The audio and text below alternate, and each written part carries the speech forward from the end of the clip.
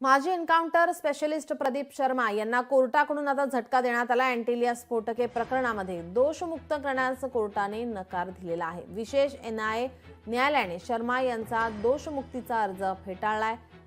20 gelatin stick असलेली bag Antilia बाहेर आढळली होती।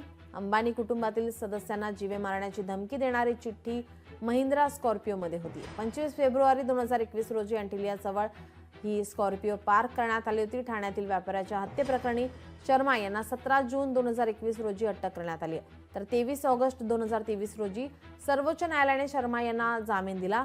मात्र प्रदीप शर्मा हे सध्या जामिनावर तुरुंगाबाहेर आहेत, मात्र कोर्टाने आता त्यांना दणका दिलाय।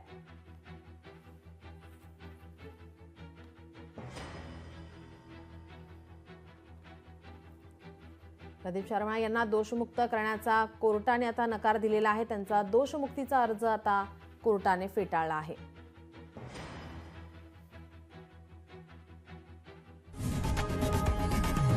लोकशाही मराठी ऐका, पहा, जागरूक रहा।